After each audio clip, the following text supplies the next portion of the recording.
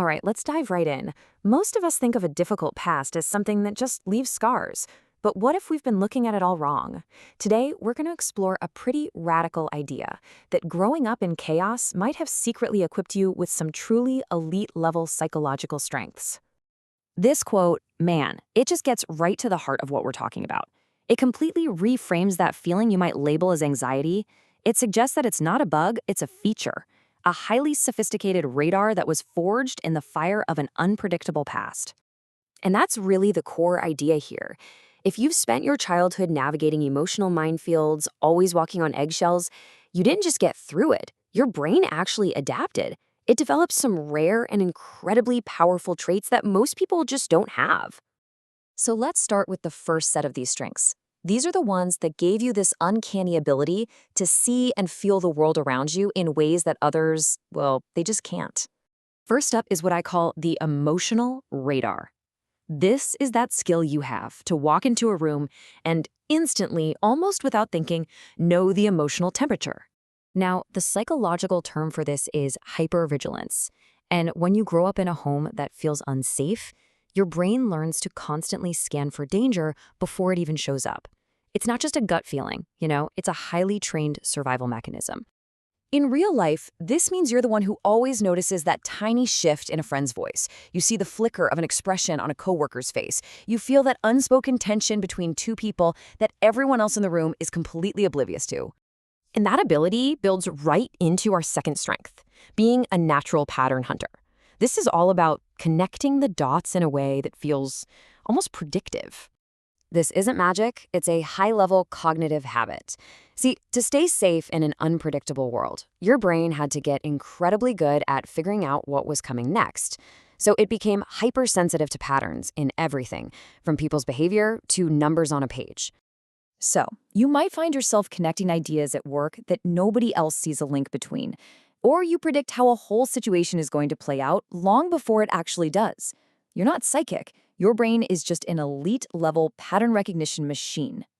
Our third perceptual gift is something I call the authenticity radar, and it's basically an almost allergic reaction to anything that isn't genuine.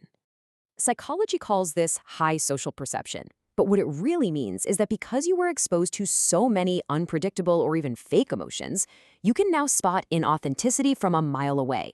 You can just feel the forced laugh, you see the fake smile, you sense the hidden agenda. Seriously, if you've ever felt this way, you're not just being picky or antisocial. Your mind is literally wired to crave what's real, what's substantive, because it learned early on that all that surface-level stuff can hide some unpredictable and sometimes dangerous truths.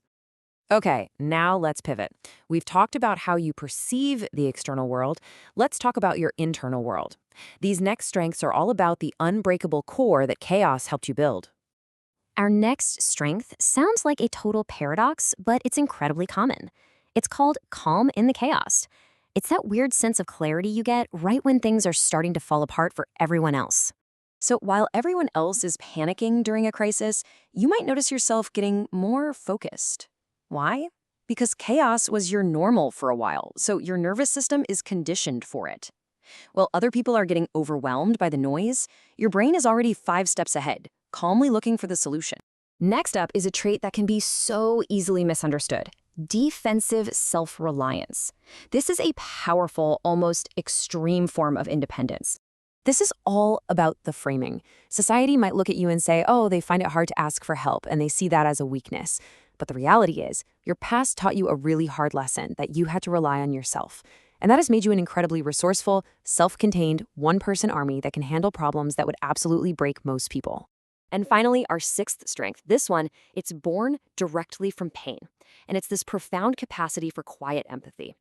Because you've experienced deep pain yourself, you understand suffering on a level that most people just can't. You're the person friends turn to when they're really hurting, because you actually listen without judgment. You don't offer empty platitudes, you offer a silent, profound strength that makes them feel seen. So let's bring all of this together. It's really time to reframe your past. It's not a liability. It's the origin story for your greatest assets. This quote says it all, doesn't it? You weren't broken, you were shaped. Your experiences forged a totally unique perspective, allowing you to see and understand the world with a depth and a complexity that is just incredibly rare. And this is the ultimate takeaway. That emotional radar, that calm in the middle of a storm, that deep empathy, these are not just scars from what you went through. They are your superpowers. They are proof of your mind's unique and powerful ability to adapt and overcome.